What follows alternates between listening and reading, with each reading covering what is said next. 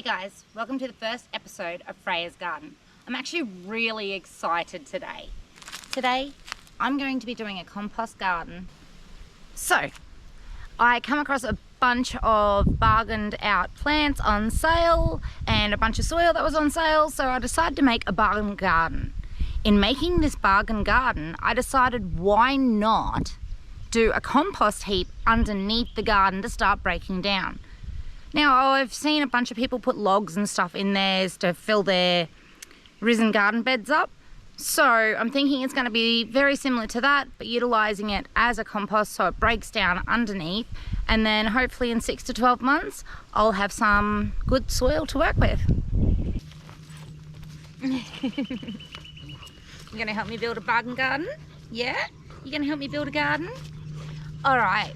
So I'm not really buying anything in for this compost. Obviously, I'm just utilising stuff around the property. We've got bark, we've got tree debris, we've got a bit of, it's a soil ash mix because we just went through a bushfire. We had a lot of our fallen down trees and a lot of our standing up trees burned down into ash. So I'm utilising that in it. Then the outside of it will be done, the border of it will be done with the posts that we've cut down from the burnt down logs. And then one of the big posts, the big log at the back will be at the front. And then on top of all the compost,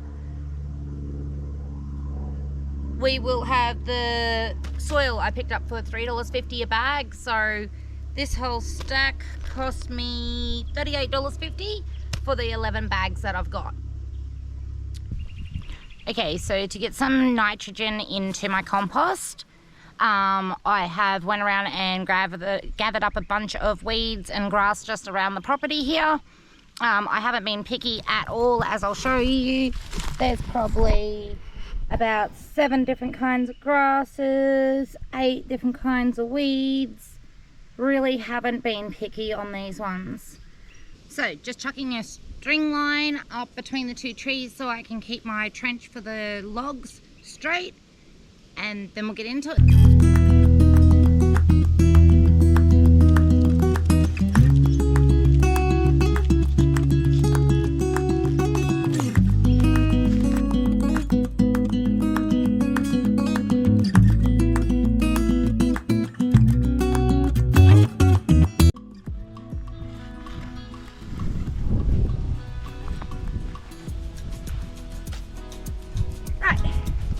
Doing the trenches.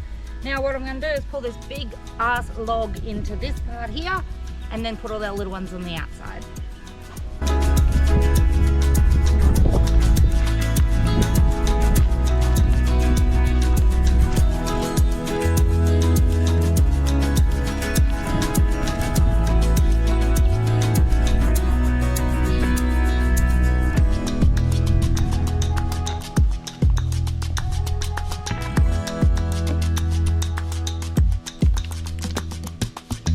Perfect.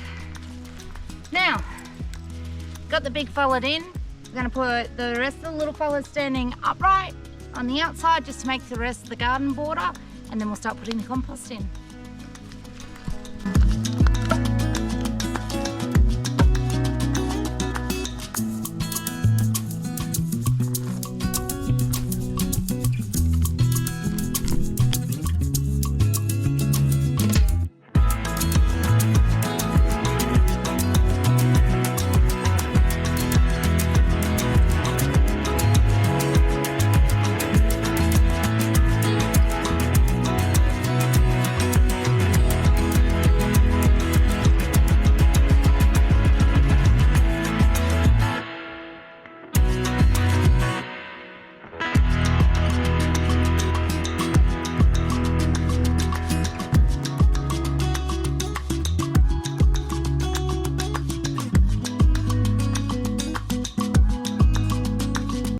Got all my logs in for the edge of the garden bed. Now I can start putting the compost in and get this garden going. So I've just finished getting the lining of the garden bed done.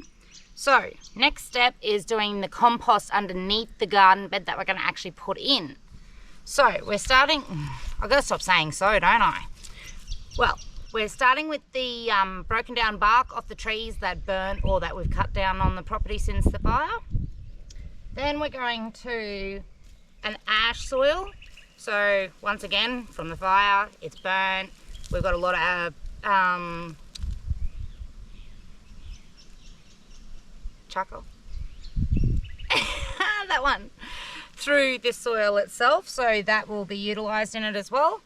Then we've just got a bunch of debris from the actual land itself, leaf little tiny sticks, bunch of different kind of grasses, weeds, like there's multiple in there.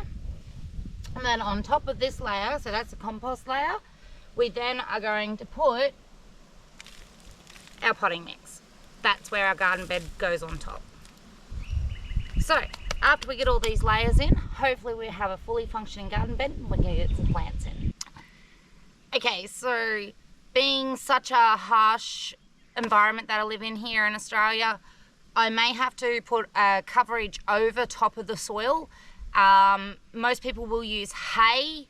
Me, I'm not 100% sure I want to go out and pay, you know, 30, 40 bucks just to cover the top of the garden bed because I'm going to have so many of them. So I may just go cut some more grass and sit that on top just to stop that moisture coming out of your actual soil.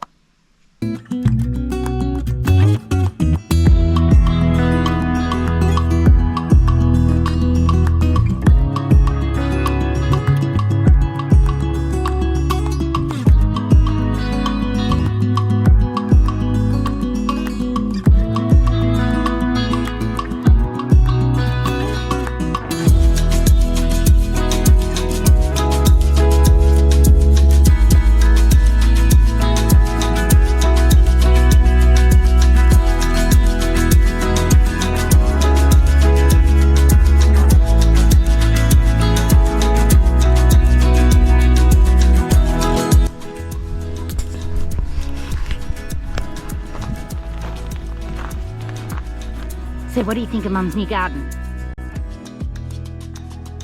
Alright, so that is the compost and the soil all in. We've got the border on, all secure. Now, all we've got to do is get the plants in. Okay, so we finally got the garden bed done. Amazing, I am so ecstatic now. We have all these plants that I found on special. So let's get them in the garden. Before we do, let's find out what we got and how much we paid. All right, so you'll find a lot of the bigger chains, like in Australia here, we've got Bunnings and a lot of that. They don't like their plants getting to a certain size when they're only in the seedlings. So they'll often mark them down to $2, usually less than half price. So here we have sweet basil, beautiful.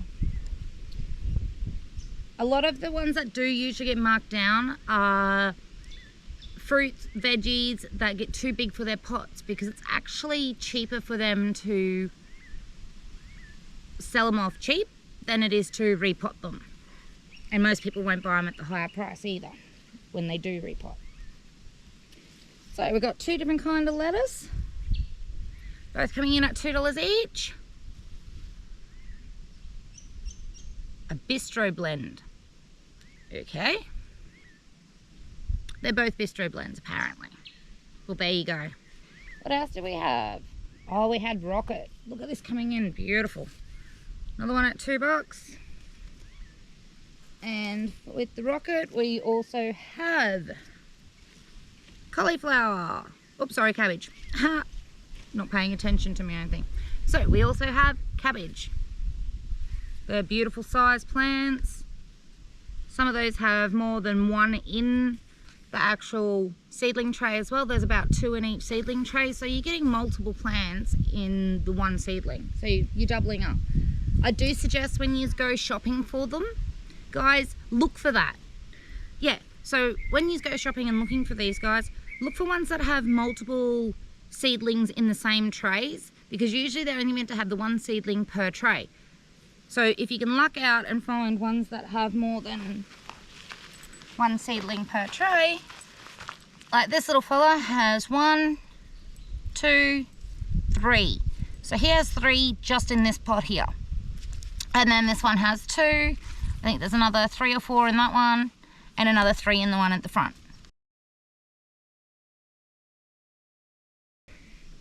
Okay, before I get sidetracked again, now this is my cauliflower, what I was looking at previous when I said cabbage. It is really coming in strong. It looks like there's a couple in there too. They didn't seed it out well enough, so we've probably got a few in there that we can split up. We got an eggplant as well. Oh, beautiful. Look at this. I've never seen that before. I've never actually grown eggplant before, so seeing that purple little flower is something new to me, so I'm excited about that one. I did grab 2 others. Now, unfortunately, my beautiful little puppy Frecky loves her veggies and her fruits. So she has a bad habit of getting into my plants and chomping them. Lovely, I know. But I did have 2 capsicum. I do have the stem base. I can't obviously use the bits that she's chewed off. I do have the stem base here. This one I found dried out this morning sitting down here. This little fella, he is still alive, but he may come back. So we'll put this shoot in anyway and see if we can't save something of it. But in hindsight, they were $2 each as well. Got 2 lots of tomatoes. They're coming in at $2 and $4. Now, I did pay $4 for this one here and $2 for this one. The reason being, and I had to think about this, and even my ex-partner questioned me, but this is a standard tomato. This is your heritage tomato. Your heritage tomato is off your your native seeds, your natural seeds, I should say. Ones that haven't been modified over the years, a lot unlike this fella here. So, as you can probably see, this guy's starting to flower. This one actually has already started to fruit. They've knocked them down to under half price again. This one too, 4. Just because they've got too big for their pots.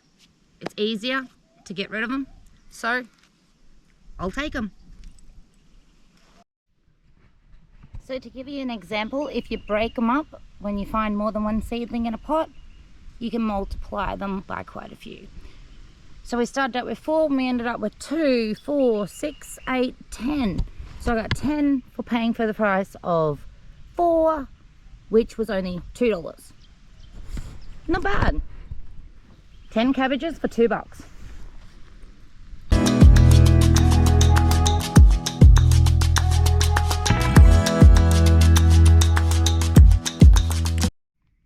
Alright guys, last plant. Oh, what a day this has been getting this garden together. I have enjoyed it though. Oh, look at that. Isn't that a beautiful little flower?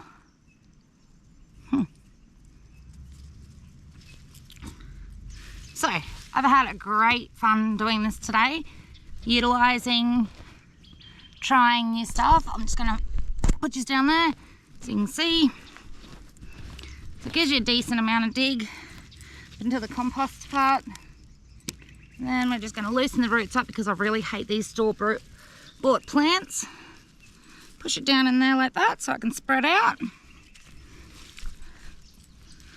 Pack the soil around. Alright. Get its little label in just so I don't forget what it is.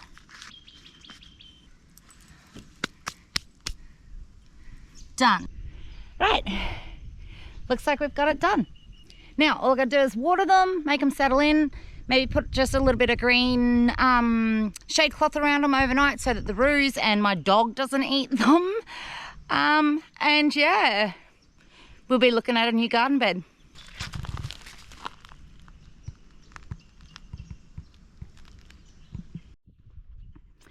Alright guys, that's it.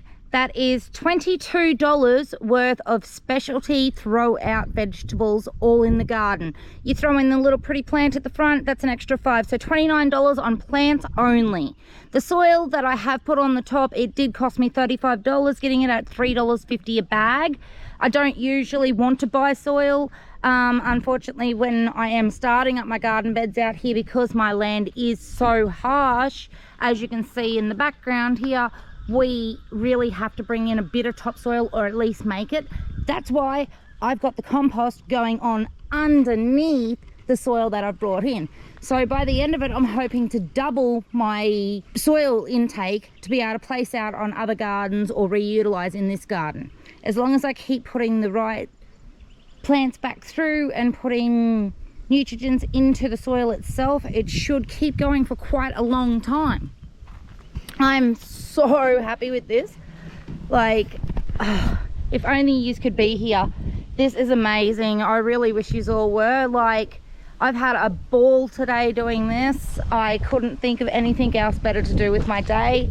Now, before they all get all hit with this sun, let's get some water on them, get them nice and fresh.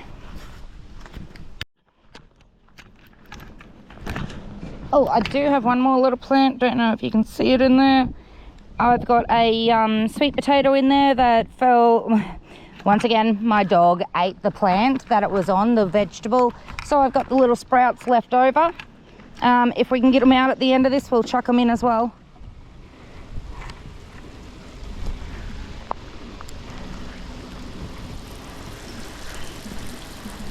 Just wanting to give them all a good little soak.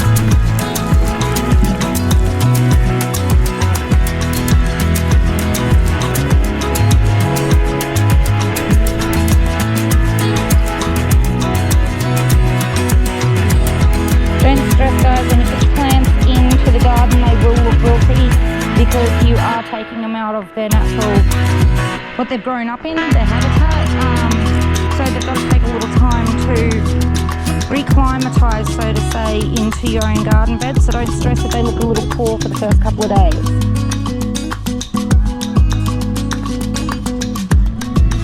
Woo, fun. I have finally finished now, just as a last safety precaution kind of thing, because we are in the Australian outback. We have a lot of wildlife going on around. Roos are a big issue with my fresh seedlings, so I decided just to chuck this up around. It's only makeshift for now. I will do a better one, but it's just a little green shade cloth right around the premises, just to keep all the new babies nice and happy. Alright guys, that brings us to the end of the video. Compost is underneath the garden, veggies are in. Let's see how we go. Now, if you've liked the content today, guys, leave us a big thumbs up. Make sure you hit that subscribe button, and we'll see you on the next one. Thanks for watching.